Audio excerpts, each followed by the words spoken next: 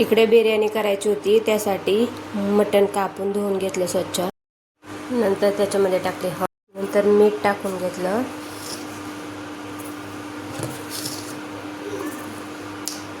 नंतर टाकला बिर्याणी मसाला, मटण मसाला.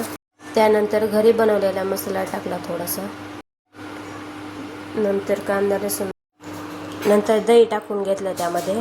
नंतर आलं लसूण पेस्ट टाकून घेतली. मसाले टाकल्यानंतर सगळं एकत्र करून अर्धा तास त्याला मॅरिनेट करण्यासाठी ठेवते. ते पाणी ठेवलं तोपर्यंत गरम करण्यासाठी. त्यामध्ये खडे मसाले, थोडंसं मीठ, 2-3 आकडे तेल टाकलं. इकडे बारीक टोमॅटो कापून टोमॅटो कापून झाल्यावरती कांदा कापून घेतला. कांदा टोमॅटो कापूस तोपर्यंत छान उकळी आली होती. आता त्याच्यामध्ये तांदूळ टाकते. इकडे तांदूळ धुवून घेतलं 2-3 वेळा. नंतर हे सगळं पाण्यामध्ये टाकून घेतलं. इकडे पातेल्यामध्ये तेल टाकलं. आता कांदा तळून घेते.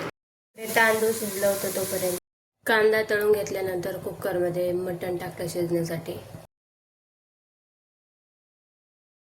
मग नंतर झाली आपली बिर्याणी तयार. आता त्याच्यामध्ये कोथिंबीर टाकते, तळलेला कांदा टाकते थोडासा. नंतर सगळ्यांनी जेवण करून घेतलं. बाय.